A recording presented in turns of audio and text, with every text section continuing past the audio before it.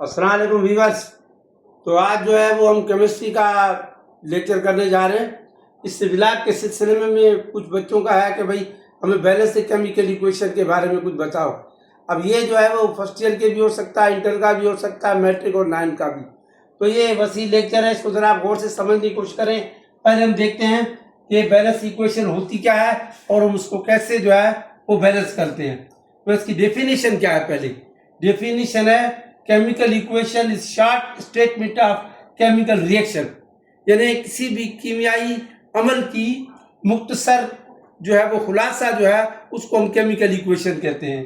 ये कलेक्शन होता है मोल्स का और सिंबल्स का और अलॉन्ग विद रिएक्टेंट और प्रोडक्ट्स। तीर के इस तरफ जो कंपाउंड होते हैं या एलिमेंट होते हैं उनको कहला जाता है रिएक्टेंट, और जो तीर के उस तरफ होते हैं वो प्रोडक्ट, और दोनों के बीच में एरो होता है। और अगर रिएक्शन रिवर्सिबल है तो फिर वो डबल एरो होगा। अगर रिएक्शन रिवर्सिबल है तो उसके लिए फिर हम डबल एरो की अलामत जो है वो इस्तेमाल करते हैं। तो इस तरह रिएक्शन दो तरह के हो सकते हैं, रिवर्सिबल और इरिवर्सिबल। तो ये रिएक्शन एक इरिवर्सिबल रिएक्शन है जो कि डायरेक्शन में जा रहा है। अब देखो हम देख रहे हैं कि इस तरफ फिर एक क्लोराइड है। अब यहाँ पर कुछ भी नहीं, ये 1 मोल तस्वर होगा। इसी तरह सोडियम हाइड्रोक्साइड के आपको 3 मोल नजर आ रहे हैं। ये 3 जो है इन दोनों के लिए इस्तेमाल होगा, यानी ये 3 मोल सोडियम के समझे जाएंगे, ऑक्सीजन के भी 3 मोल समझे जाएंगे, हाइड्रोजन के भी 3 मोल समझे जाएंगे। और अब तीर को उस तरफ देखना तो नया कंपाउंड बना, ये बना फेरिक हाइड्रोक्साइड। अब आप इसमें देख रहे हैं कि यही 3 मोल कॉमन है, इधर मौजूद है। इसके आगे आयरन का 1 ही मोल है, 1 ही मोल रहा, और सोडियम के 3 मोल थे। इस तरफ जो 3 लगा वो कॉमन है। तो अब सोडियम क्लोराइड के 3 मोल बनी, यानी हमें ये पता चल गया कि जो तीर की इस तरफ भी जिस कंपाउंड के 3 मोल थे वो भी इधर भी 3 मोल रहे।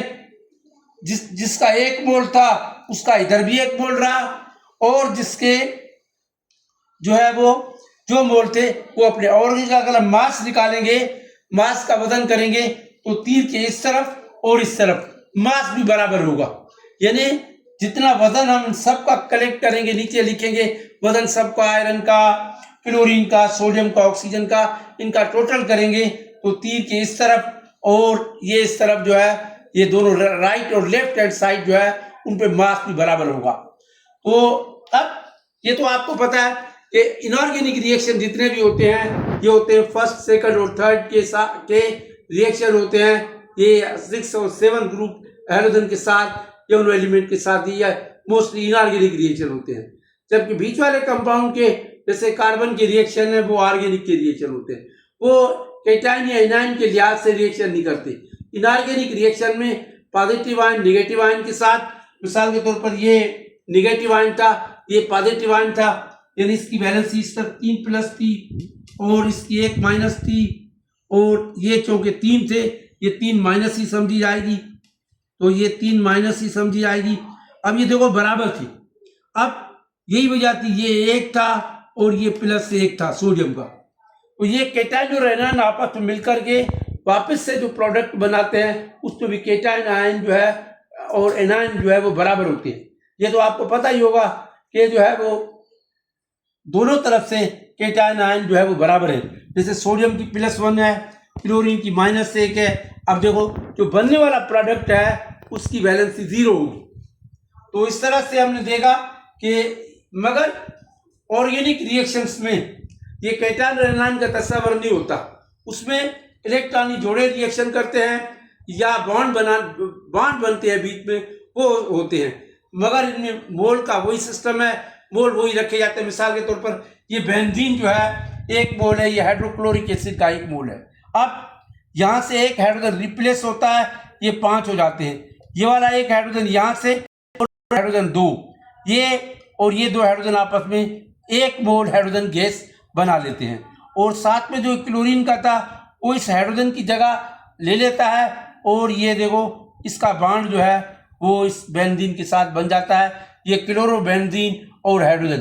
तो ऑर्गेनिक केमिस्ट्री के अंदर मोस्टली ऐसे रिएक्शन होते हैं जिनमें कोई भी बॉन्ड टूटता है और नया बॉन्ड बनता है, और जो उस बॉन्ड में शामिल होगा पहला वो एलिमेंट या यूनिट जो है वो निकल जाता है।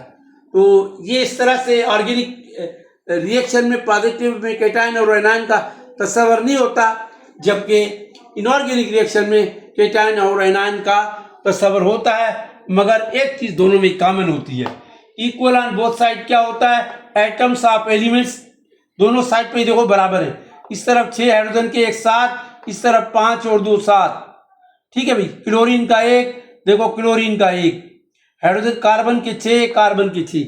यानी आपने देख लिया रिएक्शन हमेशा चाहे जो है वो इनऑर्गेनिक हो या ऑर्गेनिक हो, जो है ये चीज बराबर होगी, एटम ऑफ एलिमेंट्स जो है वो बराबर होगी। फिर मास बराबर होगा, यानी दोनों साइड पर अगर मास, इसका मास टोटल करेंगे, इस प्रोडक्ट का मास इक्वल करेंगे, तो भी जो है वो मास दोनों साइड पे बराबर होगा। अगर बराबर नहीं होगा तो समझोगे केमिकल इक्वेशन सही नहीं है। फिर दूसरी बात, अब रह गया मोल। तो कह रहा है mole of each may be are not may be equal. Mole का कोई फर्क नहीं, इशू नहीं है, मोल बराबर हो भी सकते हैं और नहीं हो सकते। तो मोल मे बी इक्वल और नॉट मे बी इक्वल, दोनों साइड पे जिनके जितने मोल थे वो इतने मोल हो सकते हैं, नहीं भी हो सकते। मगर जो है ये दो चीजें कॉमन होनी चाहिए, एटम ऑफ एलिमेंट बराबर होने चाहिए, मास इक्वल होना चाहिए। ऐसे इक्वेशन जो है वो बैलेंस केमिकल इक्वेशन कहलाती है। ये तो आपको पता है कि केमिकल रिएक्शन जो है अगर सिंपली रिएक्शन हो, आपस में मिलाप करें तो एडिशन रिएक्शन होता है, और अगर एक दूसरे के पार्टनर को रिप्लेस करें तो वो रिप्लेसमेंट रिएक्शन होता है। इस तरह अगर कोई कंपाउंड टूट कर दो बनाए तो डिकम्पोजिशन रिएक्शन होता है, अगर दो यूनिट टूटते हैं तो डबल डिकम्पोजिशन होता है। तो इस तरह से ये केमिकल रिएक्शन की इक्वेशन अलग है। आपको भी पता चल गया कि आज केमिकल इक्वेशन में क्या क्या चीज़ें बराबर होनी चाहिए और क्या क्या नहीं होनी चाहिए। ठीक है जी।